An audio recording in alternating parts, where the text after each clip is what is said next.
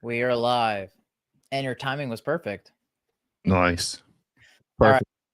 Well, I guess we'll just kind of get the ball rolling. People will probably slowly start heading in here. Will, first and foremost, thanks for taking the time to, hop back on another stream for us to talk about the game. Atletico Madrid, man. Is this, as you would like to say, is where the wheels begin to fall off for the Sounders? Because this is, as funny as it is, it's the do or die match between Atletico and Sounders because loser is eliminated from the tournament. Is this the match that the wheels start to fall off? Possibly. I mean, it really just depends. I think Atletico are probably the second most likely team to come out of the group. And maybe they don't take this game. Maybe they don't put their foot on the pedal as much as they possibly could. Because at the end of the day, they really just need to get a win, right? 1-0, 2-0, 2-1, 3-1, whatever. But with as bad as they played against PSG, I would think that they would probably be motivated to look better in this match and want to come out swinging. And I just think that, and I want to get more into what we saw the last game and maybe talk about some of the things that have been trending on Twitter about spinning and stuff because we talked about that earlier. But if Seattle has a performance where they have 23 shots and they don't score, except the own goal by Roldan, I think they're in trouble. Yeah. When you look at this game against Atletico, I mean, we all know Atletico is a very defensive-minded team, and I'm going to put up kind of like their squad, and we look at what's going to be their likely starting lineup, because some people might not be familiar with Atletico. And I think even though normally they're a defensive team, I feel like they have to come guns blazing in this game. They have to be the team to put the emphasis on the Sounders. They have to get a few goals because it could simply come down to goal differential for this team. But a 1-0 win, 2-0 win is like typical Atletico, though, at the same time. That's like what they normally do. That's like typical Atletico. It is going to be interesting because Seattle were the only MLS team to get a goal. I think LAC looked better against a tougher opponent, but Seattle were the only ones to get a goal in their game. Looking at this game for Atletico, you have to make a statement. You have to get multiple goals because it could come down to that goal differential. You and Botafogo, let's say theoretically, Atletico Madrid win against Seattle, like let's say 2-0. Let's go 2-0. In that final game against Botafogo, you have to win by multiple goals. So they would probably look at this and be like, okay, the game against Seattle, we need to win 3-4-0 to be able to go into that Botafogo game with less emphasis on us having to score so many goals. Yeah, I just don't know who is going to, if they couldn't score last game. I mean, maybe Jordan Morris plays this match. I don't know if he's going to start, but I mean, 23 shots is crazy. I know. And the one goal they had, people have been debating it. I still think it's an own goal, even though it counted for Roldan. I mean, it deflected off the defender. It didn't even go in the same direction. It wasn't like it barely nicked him and went in, like the direction he was aiming. It literally, Roldan was aiming like this way, bounced off the defender and went complete opposite way in. And the reason why the goalkeeper didn't save it is because it was misdirected, right? I mean, he was expecting to go this way, deflection went in. That picture, man, is going to be like infamous for a long time of what was it? Was it 3 attempts or 4 chances they had on the deflection to score in that goal? The picture of the standstill where it's like 3 attackers in position. Yep. Here, one sec, I'll pull it up. And still weren't able to score. This photo? How do you not make that?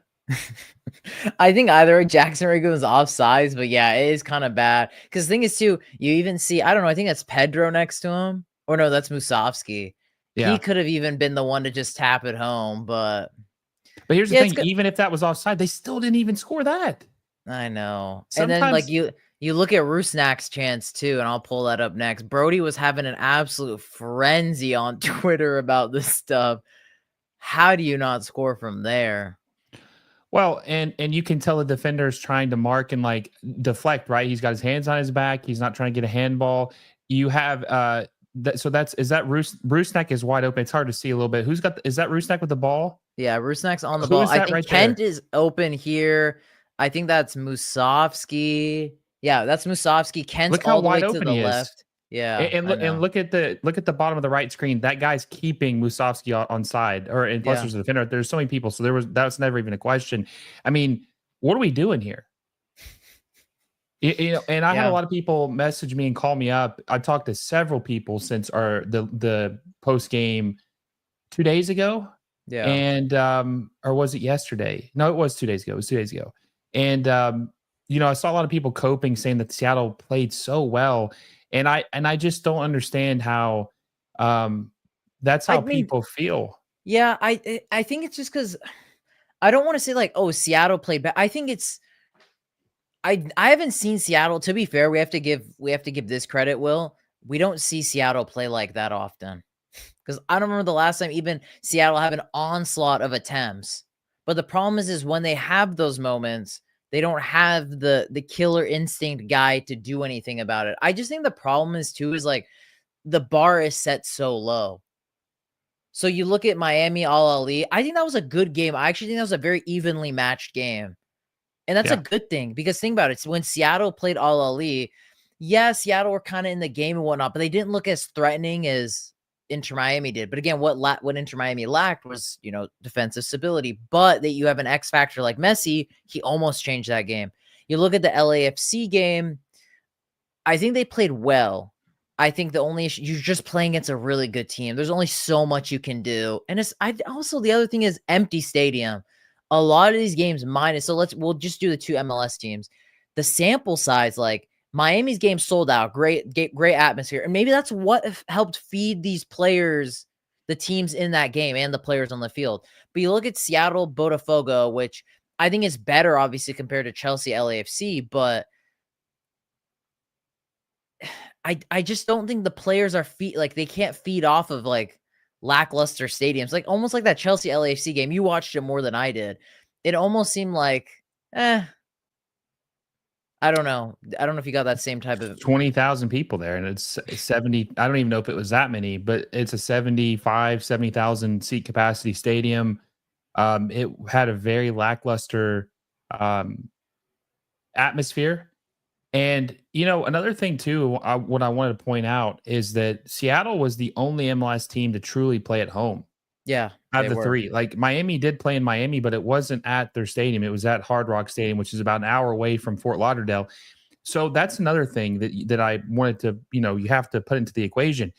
How do you think Seattle would have performed? And I don't want to bash Seattle. I'm just trying to like compare We're it to just the other talking. We're games. just talking. Yeah. Like, how do you think Seattle would have been? Botafogo had to fly 6,000 miles to Seattle because Yep. it's very far away, obviously. And how do you think Seattle would have fared if they had to like fly to New York City to play Botafogo? Because Yeah, like LAFC had to look at fly to Atlanta. That's 3,000 miles away. They're like the only MLS team that didn't get to play anywhere close to home. So they didn't have any fans there hardly. They had to fly 3,000 miles. They had no home atmosphere.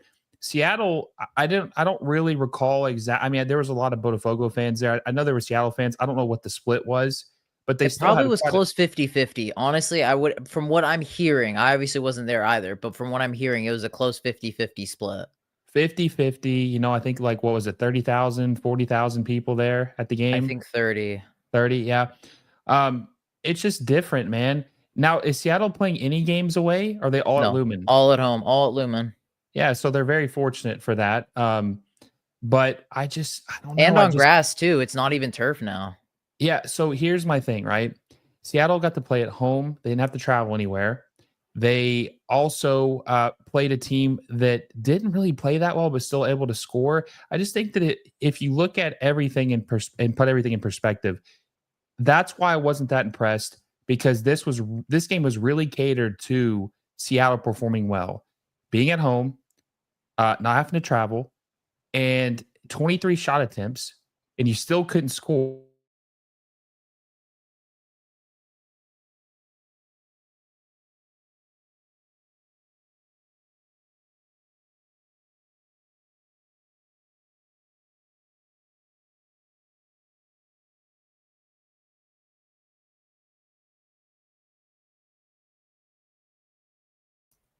Was that my connection? Yeah, I think so. All right. Well, we'll continue. Okay. So you said you were saying 23 shots.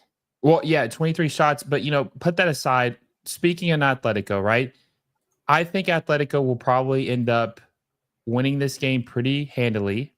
Okay. I don't think Seattle is going to be able to get as many shot attempts against Atletico, but if Seattle can keep it like 2-0, 3-0, I would say that's pretty good. Pretty good. I just don't see him scoring. If they couldn't score on Botafogo legitimately with 23 shot attempts. Do you think, okay, now my question is, do you think maybe morale is a little bit low for Atletico? Because I will say, compared to the two teams, I will say too, I don't think Atletico were that bad against PSG. Like they had a goal overturned. Sorloth missed an open net against PSG. And by the way, everybody that's live watching this, drop your guys' like thoughts on everything we're talking about. Chime in on the kind of the conversation a little bit. He misses an open goal. They get a red. Like, I don't even know. I feel like it was a very like light red card. It was a second yellow for the player just being like, well, what are we calling here? This and that. Even though he wasn't like in the ref's face. I don't know. I have a lot of mixed feelings because I was happy with how Seattle played, but we're talking about the same thing in regards to Seattle couldn't score goals. They couldn't do they just couldn't do the thing that we constantly keep harping on them for.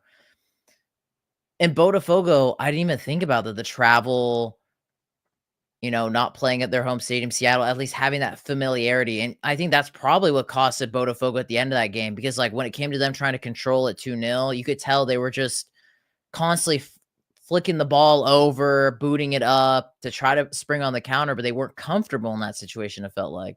6,000 So, miles. Think about that. yeah. I did not think about that, and probably that's something we should have mentioned when we did the review. I honestly didn't even think about that.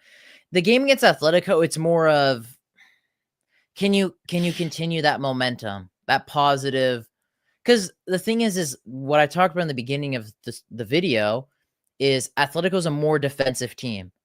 Will they be a more defensive team going into this game? I don't know because the emphasis they have to go into it, but Seattle could try to because I don't think it's like absurd to think Seattle could try and take the game to Atletico, but Well, and also too, I think that the depth is really weak right now. We talked about that during the game. That there yeah. wasn't really who are you guys gonna bring in that could really give you a spark? We saw a couple sparks, but nothing too crazy. I mean, Pedro was a spark. The problem was with Pedro was he couldn't finish. Yeah, his transfer value went down at least 60% during that game, especially because that's like the only team that actually supposedly had interest in him. Yeah, I just think that Atletico is a more defensive, organized team, but and I don't want to keep going back to this, but we talked about to that guy who I forgot his name, but the Botafogo fan who came Yeah. on, Yeah. and based on what he said, Glorious Botafogo, yeah.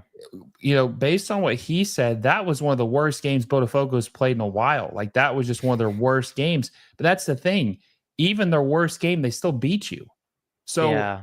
that's why I'm not trying to I had so many people coming after me saying, how can you not give Seattle their flowers, man? They played so well. And I'm like, they lost.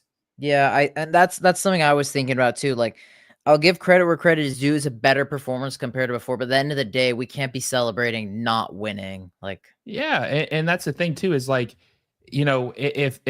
they're losing to Botafogo when they're playing bad, what's going to happen to them when they're playing PSG and Atletico when they're playing good?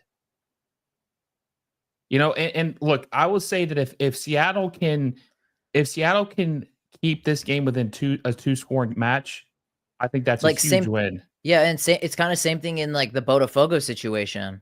If Yeah, because they kept it to a 2-goal in that game.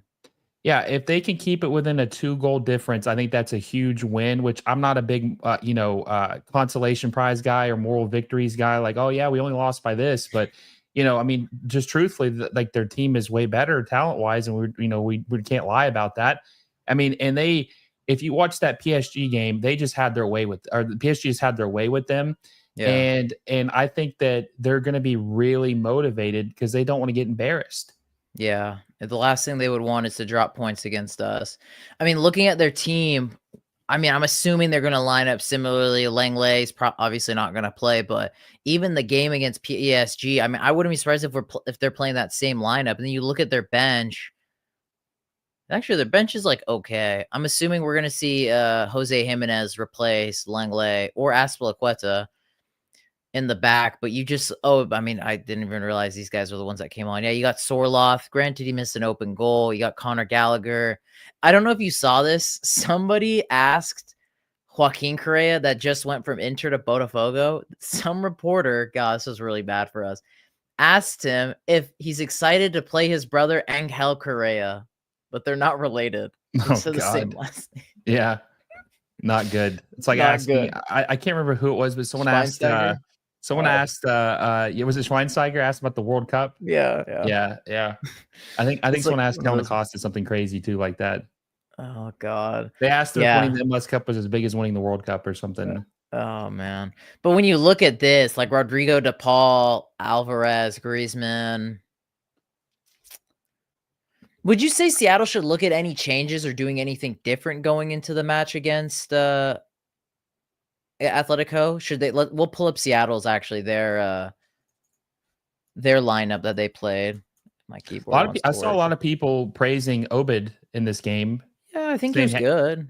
Yeah, well, like good enough to where he should start. Like he didn't start this game, right? He came on like what was the 50th, 60th minute? Oh no, Obed started. Did he start? I thought he came on in the second half. No, I think you're probably talking about Reed Baker Whiting. Yeah, okay, that's what it was. Yeah, I mean, I saw pretty much, Roldan and Obed Vargas are the only two players that I saw that got a lot of flowers, like how they played. But granted, they are always the consistent guys for us. Those are the two that I'm always like, you know what, they give me the will to live, basically. Yeah, I think have we got any update on Morris? Like anything? He was on the bench. He was on the bench, but I knew he wasn't gonna play this game. Yeah, he was on the bench. I think you got to roll with him, dude. I think you got to. I think you got to put the Moose on the bench. Yeah, I mean, what do you have to lose? I mean, I think you have to play him. I mean, he's a DP striker. I mean, I don't think he's worth it, but he's your DP. He's got to play. Yeah, I guess fair enough. I mean, if he's fit enough, yeah. Yeah, I mean, the goals have to come somewhere. I really do you roll Ferreira out again? A lot of people were pretty happy with his performance. I was relatively happy with Ferreira, but at the end of the day, he had chances, just couldn't score. This is my problem. Is like we're praising. Sorry, microphone. Like I'm happy, but it's like I hate saying this, but it's like it's almost like they're toddlers. Like, hey, good job, Jimmy. You got in front of goal, but you missed it, type of thing. And I'm just like, no, that's not how it should work. If Ferreira's got a really good quality chance, he cuts it onto his left, he's got to be putting it on target. It's got to be testing the goalkeeper. Rusnak at this position has got to be scoring, especially if he's the highest paid player on the team. I'm sorry. Like, I don't know. Like, I don't want to sound like a dick, but it's like, come on. Like, I get if it's me playing in my, weekend soccer league match, that's fine because I don't train every day for these moments. Yeah. But like Ferreira, you get signed this season as the big guy for this reason. Rusnak, you get a DP deal for this moment. But yet Obed, who's on one of the lowest salaries, and Christian, who's not a DP, are the two that have to do something for you. Thinking about it, I would maybe switch to a 4-4-2 for this upcoming game. I would put Roldan and Vargas in the middle, obviously. Kent on the left side, probably De La Vega on the right side. I'd start him. And then I would put Morris and Jesus Ferreira up top. We haven't seen that yet. I don't like Jesus Ferreira as on the right side as a winger or right midfielder. I just don't think that's his game. I mean, he's more of a false nine. He's not a striker. He's not a primary nine. He's a secondary guy, but he's not. I don't think he's crafty enough to be a 10 either. He's literally just a secondary striker. So I think that you should put Morris up top, have him tucked underneath, playing right underneath him. And then I think that's what I would do in this other match. And then when the game goes on, if you need a little bit of a spark, bring on Albert Rusnak in the second half. Wow, dropping Albert? Yeah, I mean, he didn't do anything in this game. Listen, here's the thing. Somebody has to be dropped. Yeah, I'm not saying that you should just bench him permanently. I'm just saying for this game, I would try have something him come off the bench because he's the oldest guy. I think Kent might be actually older than him, But of the other guys who No, played, Kent's younger. Kent's okay, younger. Kent's young, so he's the oldest guy in the attack. He's the oldest guy. He's 28, 31 years 30. old or Yeah, he's 30. Yeah, 30. yeah. So he's the oldest guy. And Masovsky is not going to be starting. I'd have Jordan Morris, but Jordan Morris didn't play this game. He's got fresh legs. I would have Rusnak come off the bench in the second half to give a little bit of spark. And then I would put Ferreira and Jordan Morris up top, Pedro de la Vega on the right side, Ken on the left side, Obed and Roldan in the middle. The question, the whole conversation was Nuhu. Obviously, kind of costed the Sounders the game. Does he start again? I know some people have gone back and forth. I think there was actually some really funny comments on Twitter because Brody's the one who runs the Twitter, and he was just tweeting about it. So he said, if you guys could pick the starting XI against Atletico, are you starting Reed Baker Whiting or Nuhu? And a lot of people are just like Reed Baker Whiting. Some people, one interesting one, I can't see if I can find it. There is this possibility you start Reed Baker Whiting, but it's like you're playing against Griezmann, Julian Alvarez, Sorloth. Like, is this the right time to take that risk? Even though, like, there is got to be some sort of like repercussions for what Nuhu's done, because he got a red against Vancouver, stupid red, basically cost Seattle the goal. I mean, you see the ref cams on his shove. It's so bad. It's so bad. So it's like, what's your take on that? I mean, I'd probably give him another chance. I mean, you really don't have anything to lose. But Reed looked really good when he came off the bench. But again, I guess devil's advocate, the team's already like losing 2-0. Obviously, you're gonna have more of the ball. The game's a different environment compared to when Nuhu was in. I'd probably give Nuhu another chance. And if he doesn't perform good in this next game, then you maybe give him Reed a chance to play in the PSG game just for the experience. Because at that point, you've been eliminated. You see what he can do against a team like PSG. But I think that you just roll with Nuhu for this game. I mean, I don't think Nuhu's going to be. I mean, I know that he had a blunder in that game, but I don't think that he's going to be the deciding factor against Atletico Madrid if you guys win or lose, right? I mean, let's be sure honest. about that? Yeah. Now, what do you think about what do you think about giving Thomas some time in goal? Because I don't think Thomas propaganda. Oh, I just don't think Fry was. I love Stefan Fry. I think he's a legend, right? He's a top 3 player of all time, but I just don't think he's been very good this year. Honestly, I don't totally disagree with you. I think Fry's been solid. He's been solid, and that's always like, it's always good to see that from Fry. But he's not as good as he was towards the end of last year. Like the momentum where he had last year has been halted drastically. Yeah, 100%, 1000%. I don't disagree with you on that at all. But I don't know. I don't know either if that's a good, but the thing is, it's not just you. Even people like J Ross was saying too, like why Fry didn't have a good game. Like, so like other people agreed with you on that. Yeah. And by the way, Inter and Monterrey had a draw 1-1. Really? Yeah. Good for them. Yeah. That is impressive. Yeah. I mean, this is the time to kind of experiment a little bit, just because I really don't think, I mean, does anybody think they're getting out of the group at this point? I mean, I never thought they were to begin with. So, I mean, you don't want to be you want to be competitive, but this is a time to kind of try things out a little bit, Yeah, I agree. You make a super valid point.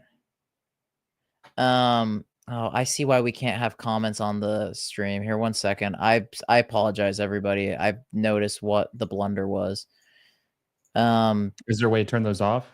Yeah, I didn't turn them off. It's just you have to turn on it's because it's like, like the check in the box for like, is it safe for kids or something like that? Okay, yeah. I gotcha. Yeah, I didn't do that.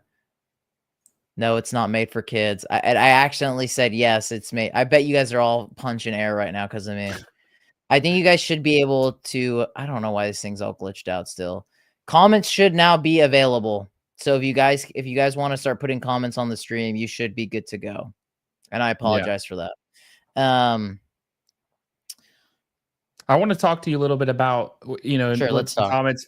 Let's talk more about the post regarding inactivity when it came to roster moves heading into this Okay. tournament. Sure. Like, Yeah, let's talk can about you that. pull up your original tweet? Yeah, here, I'll pull that up. So Okay. there's been this whole Will also tweeted about it. Did you want me to actually put your tweet up? Go to yours first. We'll go Okay, chronologically. well, chronology. We got to go based Yeah. on the time. The time. Yeah, man. And guys, right now is a good time if you want to ask me and Will any questions too. I apologize for the chat. Total hiccup on my end, dude. I've been just grinding. Tryon I mean, believes in censorship, guys. He doesn't want you asking questions or saying anything. He wants to keep you guys bogged down. He don't want you saying anything. yep. I want to just keep it just whatever I say, and that's it. Exactly. I know Balmo Sounders.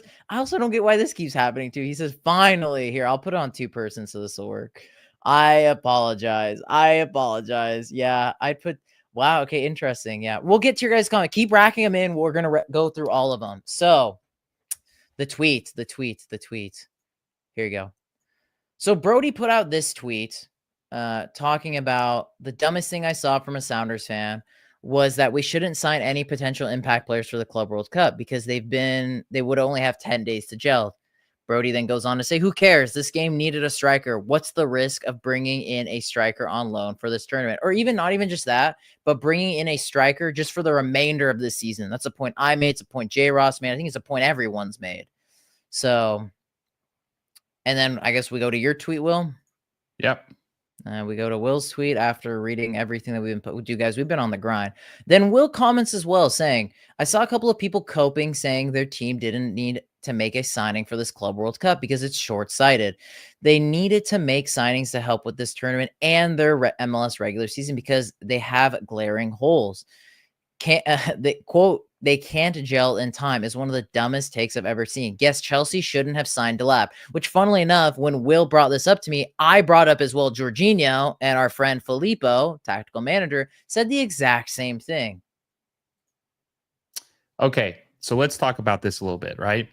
And it's another thing I've been talking to a lot of people about this take because it feels like now somebody had like somebody was countering this and someone had like an absolute crash out response saying some crazy unhinged shit like not against what we were saying, like in favor of what we were saying, but they were just crashing out saying some crazy shit, like saying some guy was like a Weibel like sympathizer and Hanauer owned and paying him or some crazy shit. Either way, it's funny as hell though.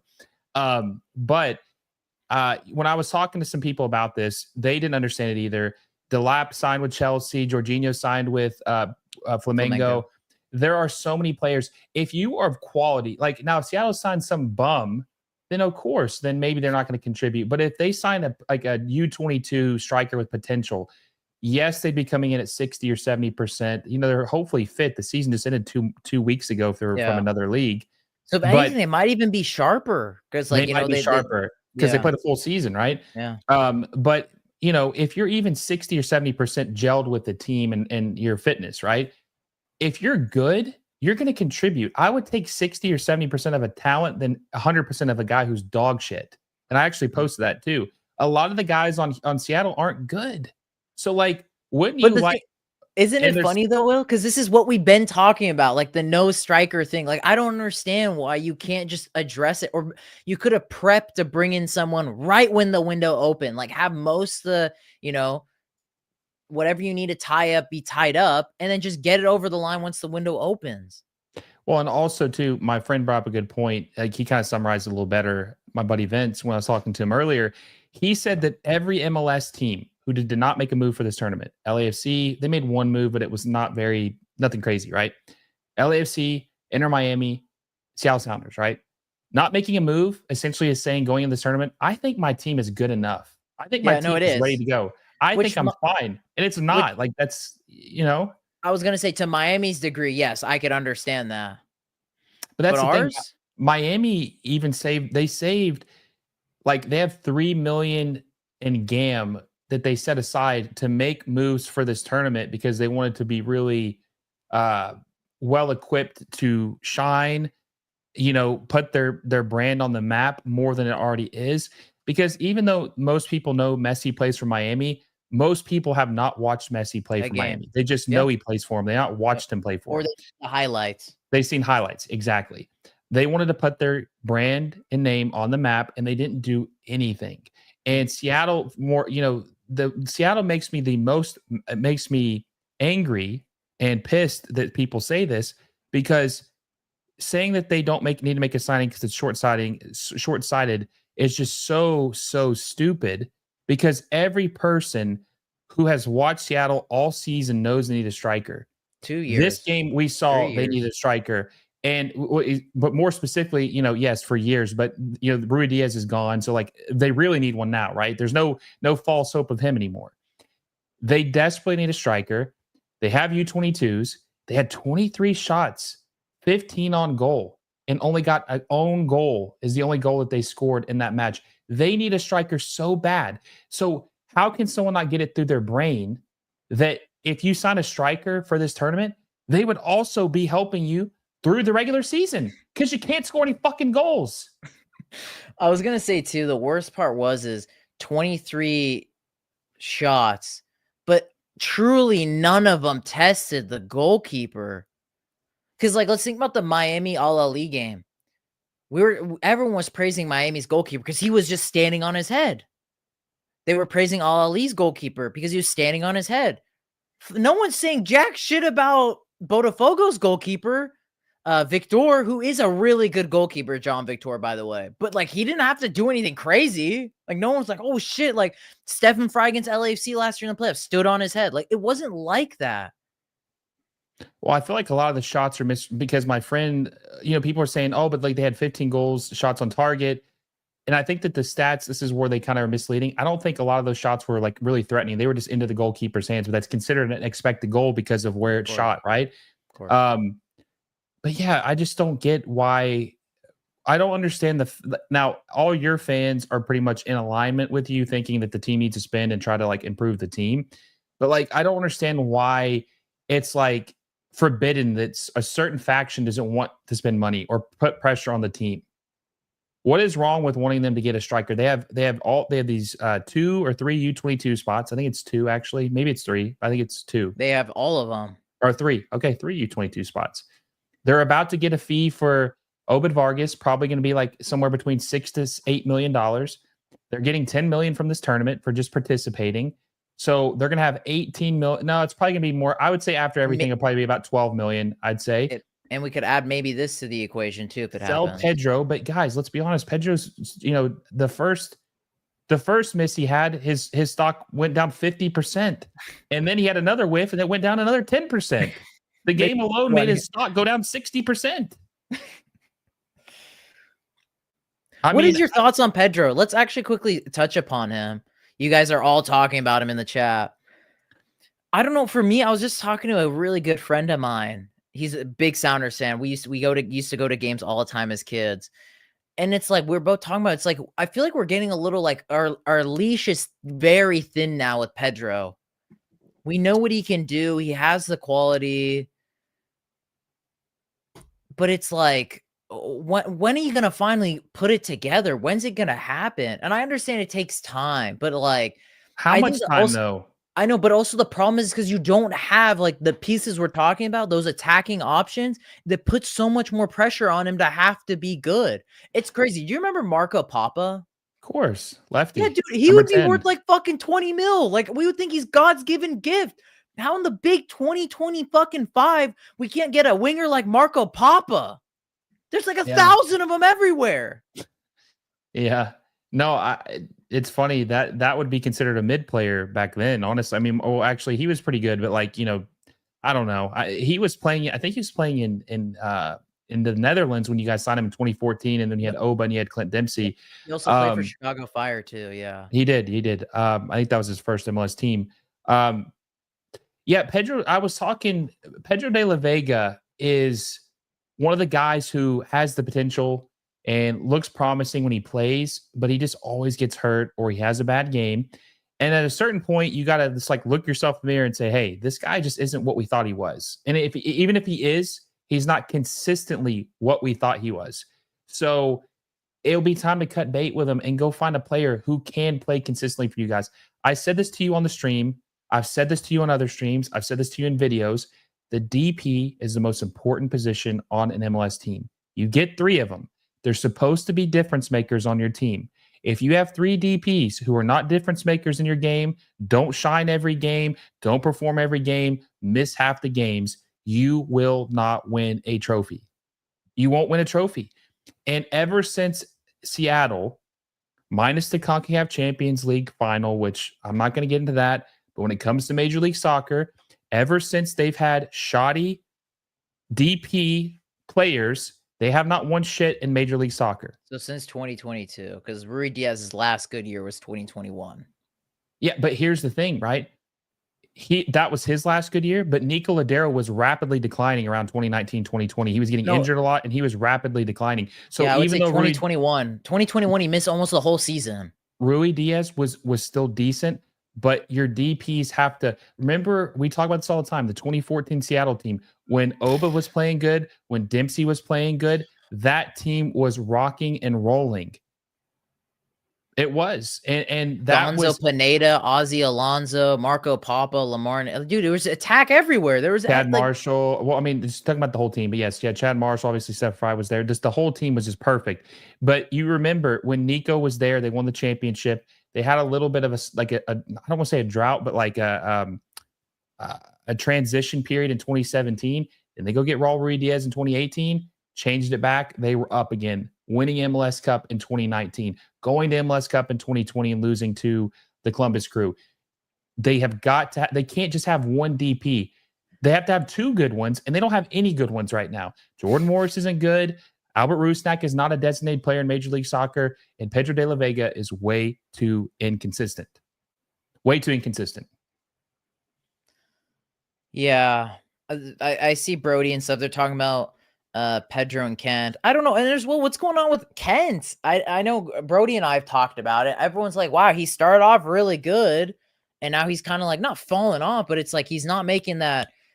For me, there's a multitude of things. I think maybe is he getting found out a little bit? Is Schmetzer dialing things back? Like, is the Schmetzer ball tactics kind of fucking him over a little bit? Like, I don't know. Like, I don't know what to do with Kent either. But like the thing is with Kent, though, it's like kind of like, I mean, if he pans out, he pans out. But at the end of the day, what I've been told is Kent's not here for the long run. He's using us as a trial run. Like, he wants to bounce if he gets a good opportunity.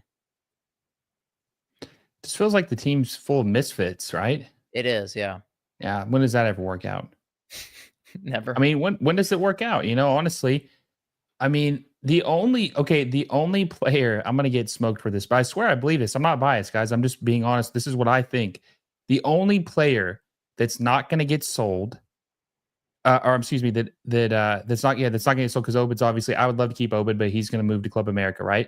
The only player that I would actually want to keep that has a chance to be a long-term piece of this team, like a couple years, is honestly Yamar.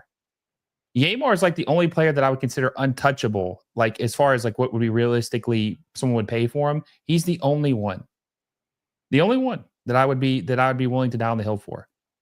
Jesus Ferreira is the craziest, worst trade. I told you this when it happened. It made no sense to me what they gave up for him. I agreed with you. And how many goals does he have as a Sounder? Let's pull up the stats. Here you go. I'll pull it up for you. Oh my God. Does he even have a goal yet? No, he does. He has 1 against San Diego. Whoops, wrong one. Here you go. 1 goal in 1,000 minutes. Yeah. 1 goal in 1,000 minutes. I mean, and the craziest thing is primary right winger. Dude, the guy never played right wing for Dallas. He played as a false 10 or a striker. Again, it goes back to your misfits point. Yeah, it made no sense. It was like a desperation, like, hey, we got to do something. They don't want him. We'll take him. Let's do, it just makes no sense. Let's do the tango. Yeah, exactly. and hell, throw Paul Arriola in there too. We'll take his ass too. Fucking hell, I hate it. That one was the one that put me over the edge.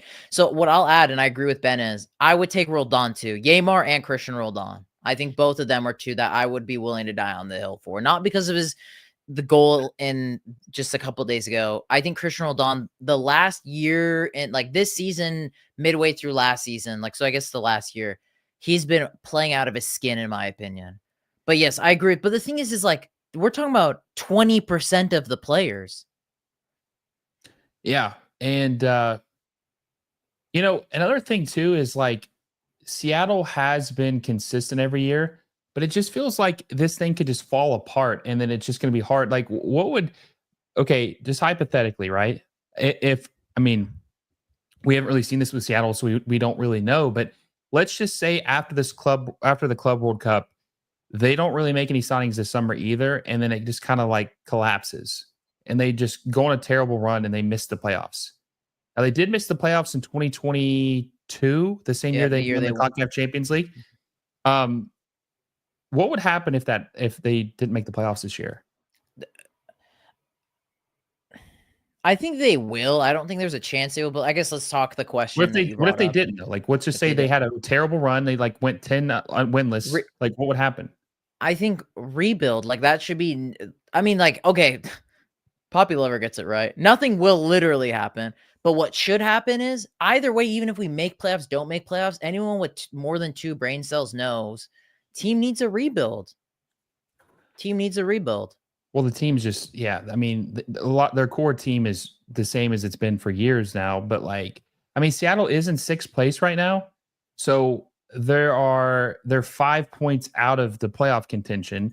So if they don't make any moves, theoretically they could have a slide, especially if things just don't go well.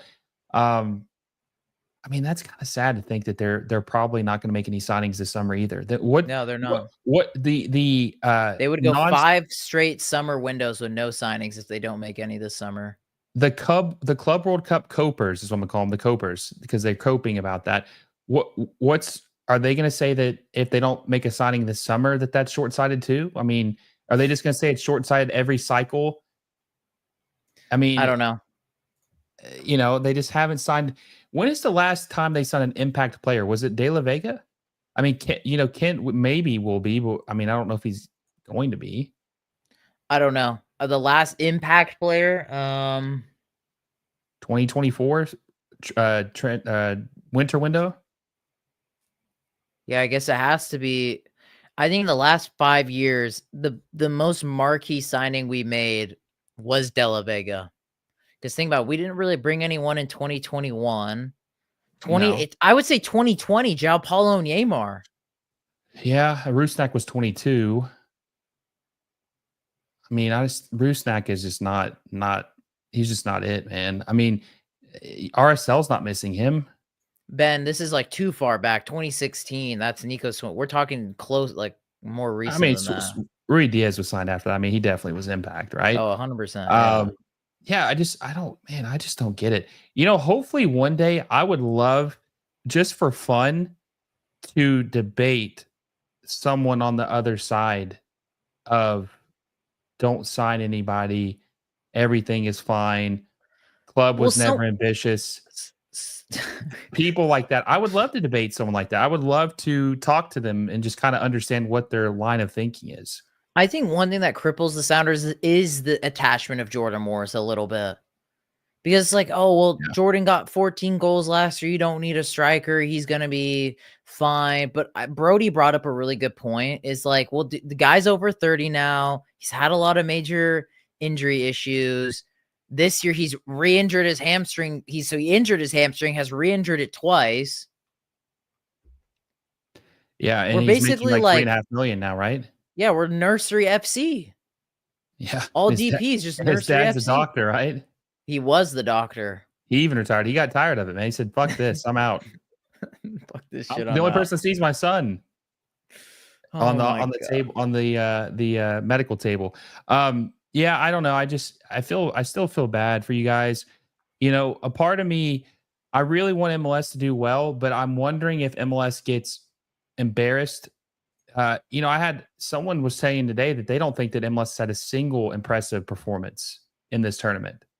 I mean, if you don't win, I can't be impressive. I think Miami's game was okay. I think Seattle's game was below okay. But his point was, shouldn't Inter Miami beat an African team? No, but it's that's ignorance. They're the best African team ever, of course, but they don't have the financial resources that Miami has. Of course not. That's what he's saying. He's just saying that they're a good team, but like getting a draw against them shouldn't be something celebrated. But isn't this the same thing? I think this stems from the U.S. men's national team. Yeah. Christmas National has all the resources in the goddamn world. But how are you getting dropped by Switzerland 4-0? Granted, I get it. They're a European country, but it's like you have more resources, you have more money, you have more better facilities. We're not better players though, I don't think. No, of course not. Yeah. But you have That all this. that's a little different because you can't really choose, it's all about who you have available to you, who's born in your country, right? Whereas Miami can build. I mean, they can get players. They can actually sign who they want to a certain degree, right? I Yeah. mean, Al Ahly is a good team. I don't want to disrespect them, but you know, in 2025, if MLS's quality is tying Al Ahly, that's the quality we have. That's pretty bad. No, it That's is pretty bad. bleak. No, and that's what And I'm saying. I agree with you. and what MLS is like almost fucking itself over. Okay, so here's another thing. What happens if there's 9 games, we played 3 of them, right? What happens if through all 9 games, there's not a single Major League Soccer win? Do you think The only chance that can happen is if LAFC can beat Flamengo or Tunis, or which I don't think they're gonna beat Flamengo. I'm just saying that's their last Yeah. 2 opponents, Tunis, Yeah. Flamengo, and then and then Inter Miami has to play Porto and Palmeiras. I think Miami has a chance against Porto. I think they looked really bad against Palmeiras. And I think LAFC has a chance against Tunis. But that's it. But what And if the they thing don't? is What if they lose all those games? it's just bad.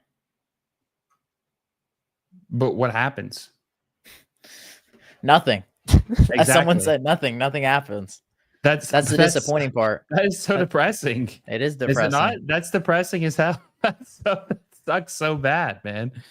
Vamos Sounder said, I'm worried that if we played well in the Club World Cup, then Craig will feel like we are good enough to compete against the best teams in the world. Then he's not going to sign anyone or make any changes. That's actually off the books. Me and Will talked about this. Funnily enough, Vamos Sounders, off the books, we talked about this. And that's the thing that annoys me is like, you can be happy with us playing well and doing good things, but it should also be an indicator of you can add more to get better. It's almost like you got an A on one test, but you don't need to worry about the other 2 tests. You don't want to keep building upon what you learned in algebra to be better at algebra. You did good at one segment of it. You don't need to add more to it. Like that's kind of how it is. Well, here's another thing too I think about, right? It's like if Seattle were able to like finish the game 2-1 against Atletico, right? Everybody'd be losing their mind. Oh my God, Yeah. 2-1 Atletico. That's crazy. It's insane. Oh my God. Everybody would be thinking that. But that's not how I think. Greg Weibel would be popping champagne and fucking smoking a cigar and saying, it's like that. It's the meme with the podium where you're like in 8th place. And like, that's what they would be like with him.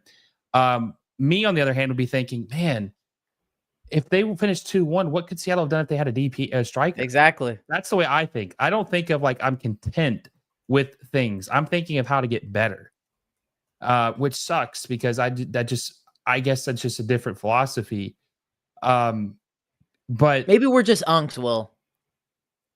Well, Craig Weibel's way older than us. He's older than us combined. He is older than us What combined. the fuck is he then? I don't know. Great creepy old park guy on the bench. Yeah, I just think differently about it. I just think, and someone, when I was on the LAFC post game, right? Someone asked me, they said, do you think Don Garber, if, seeing like, just say the results, we'll just take the results in the first game, right? Just the first game. Like most of the games were kind of close, except for the Chelsea game, but they were kind of close. No, I think, yeah, they were close. Yeah. And someone said, do you think that Don Garber is going to think, yeah, man, like we have a $50 million roster. Like imagine now if we could do a $100 million roster, we could really compete with these teams. Like if we could just double it. I'm like, no. That's not how he operates. He's thinking, fuck yeah, I trust the plan. Everything's working. Look at me. Look, we got so close to beating Chelsea, or we played them really well. We, Seattle got 23 shots against Botafogo. Trust the plan. Don't do anything. Just keep doing what we're doing. And that's just the problem, right?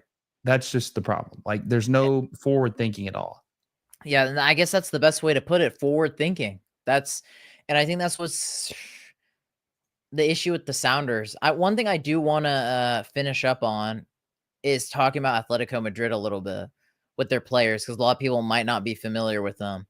Most likely, Julian Alvarez, Griezmann are going to start up top. Lord have mercy on us because I think Kim Ki-hee's confirmed to be injured.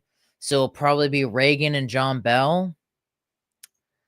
Oh, God. And then DePaul, another beast. Koke, if he starts. Marcus Llorente was playing right back in their last game. Probably will slot in the mid. Again, they need more goals, so they need to be more offensively. Hey, also, too, Griezmann had a really bad game. I think Griezmann's going to really bounce back in this game. Yep. I think they're. I don't know, man. That's the thing that scares me is that was worst case scenario. Atletico getting pummeled because you just know they are just going to be like, fuck, we have a chance. Like to just destroy the Sounders. What is your score prediction? Okay, let's get to that. Everyone else, drop your score predictions too. I don't know what I said last time. I think I said 3-1 Botafogo. Wasn't too far off. Yeah, you said they were going to score a goal. Yeah, I said they would score 1. Funnily enough, I actually think no. I did, and I actually think I said Roldan would score in that game. I think I said if it ended 2-2, Roldan would score some scrappy equalizer, which kind of was right. But damn, dude, Sounders EBFG said 7-1. Damn. He's saying 7-1. Yeah, wow, David's saying 2-2. That'd be crazy.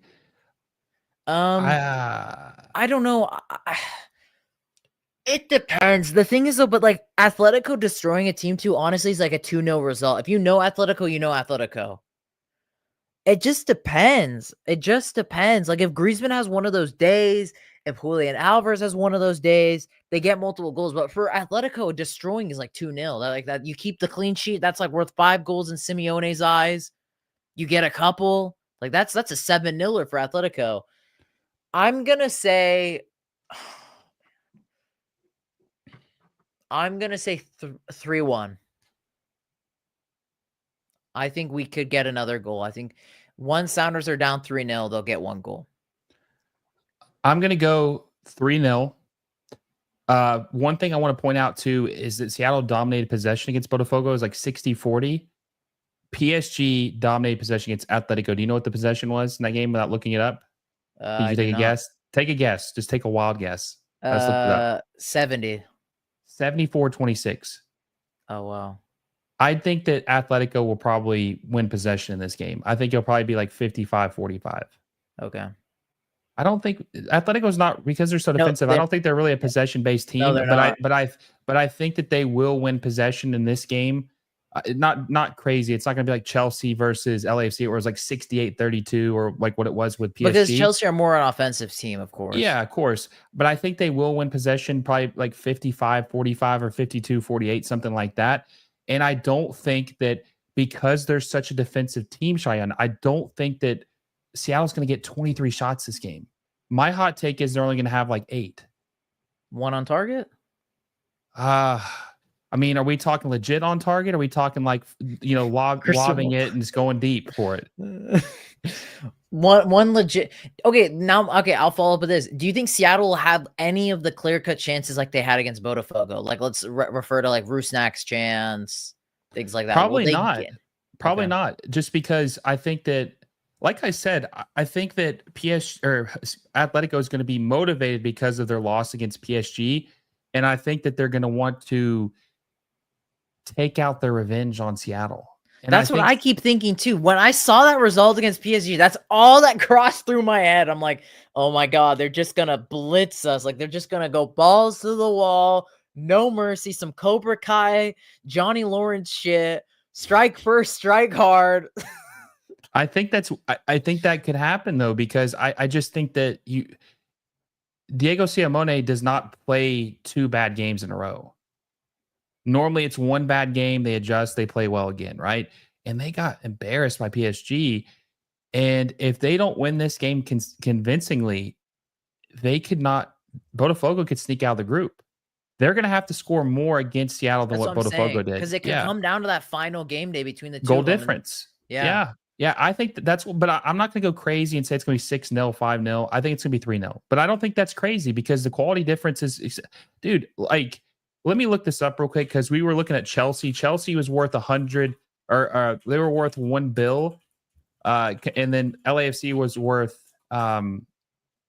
50 million, right? So there was a $950 million difference. Atletico is worth 508 million euros. Botafogo is worth 150 million euros.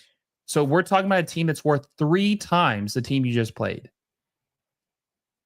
There is not a single player on Botafogo that's even close to the quality of Griezmann or Julian Alvarez. I was going to say, too, someone brought up this point, and something we didn't mention, too, on top of Botafogo having to travel so far, Seattle playing at home. They were experimenting with new players. Glorious Botafogo brought it up. They saw a bunch of attackers that he's like, oh, I'm surprised they even brought him in. New coach. So they were still trying to figure things. And that's what annoys me is like, you stick with this team for so long for the Sounders, but yet you can't beat up on a team that's experimenting. Granted, yeah, they're a better team on paper, but it's like, it's just kind of frustrating. That's the thing that annoys me is like, it's kind of like when I play too, it's like, when I know we could have won the game because we could just do what's within our own control, make simple passes, have good build up, give ourselves chances. And that's what frustrates me with Seattle is like, we could have had a historic moment and beaten Botafogo, but we didn't set ourselves up for it. Yeah, and also too, I think about the 2 goals that they scored, right? Both headers. Yeah. Like, and that's the one thing that scares me about Seattle. I think Seattle played pretty well, minus the not being able to score goals, which means they didn't play well. But take that away, they had opportunities they weren't able to capitalize. If they're losing 2-1 to a team that didn't play well, I just don't. What are they going to do if a team does play well?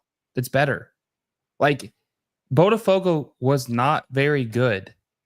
They still won. They were still up 2-0 in the first half, right? They scored their second goal in the first. I think they did before the first half ended. Yeah, maybe they it was scored in the both of them in the first yeah, half. You're right. They were up 2-0 in a game they didn't play very well. Yep. Let's just see what happens. I mean, look, Seattle has nothing to lose. No one's expecting them to win, so they kind of just like they're playing with house money. So we'll see what happens. They have nothing to lose. We'll see what kind of adjustments they make. But if they roll out the same starting 11 they did against Botafogo, I think that's a bad sign. I would make changes. You have to make changes. But that's the Brian Classic, though. I think everyone in chat knows that. It's the Brian Classic. Brian likes it Mike's way for sure. Yeah, but I mean, we'll find out. I mean, I'm gonna try to. That's Thursday, right? I'm gonna try to swing by the stream because I have to. It's at 6, right? It's 3 p.m. our time. Yeah, so 6 Eastern. Yeah, I'm watching the Miami game, doing a live stream watch along for that. Gonna do a post game recap. I think I'm gonna swing by with you for a little bit. I'm not gonna be able to stay the whole time. Then I'm gonna watch the USMNT game at 9 my time, 6 your time. Do a recap to that game. We got a busy schedule. Busy schedule. So, but I'm gonna swing by and I'll be interested. I'll swing by and see what happens. Hopefully, it's not. I mean, first thing you're gonna say is the wheels falling off. The wheels are falling off. Yes. I mean, we'll just have to see. I mean, look at Monterrey. They have had the most impressive performance out of any CONCACAF team, drawing with Inter Milan, the runner-up in the Champions League. Granted, but I will say this: Inter just made a new coaching change, so he is trying to figure things out. Still, though, I mean, but see, this is my point, though. Monterrey did what Seattle could have done, because as I just said, Inter just made a coaching change. They're missing a few players. They're still trying to figure out what his best lineup is. Monterrey did what Seattle should have done. You have you bring in high-end talent like Sergio Ramos. He knows how to play in these big games. Scored the goal tonight. Yep, exactly my point. Well, we'll just conclude it there, folks. Well, before I go, guys, if you like MLS content, if you want to see stuff outside of it, Seattle Sounders, Inter Miami watch-alongs, make sure you check out my channel. Our goal is to hit 8K before the Club World Cup ends in a month. So make sure you subscribe. I'll leave a comment in here so you can find my channel. It's also the first link. Yeah, first link in the description has literally Will's account. Check out my channel. I got MLS content. I do watch-alongs. I'm letting Cheyenne take over for the Seattle watch-alongs. I'm doing Inter Miami, LAFC watch-alongs and post-game recaps, USMNT stuff. Check out my stuff. I've got a lot of good content coming out. It's going to be a big summer, almost at 7,100 subscribers. So make sure you check out my channel and subscribe if you haven't already. Yes, guys, make sure to check out Will. We'll be live yet again for the match against Atletico.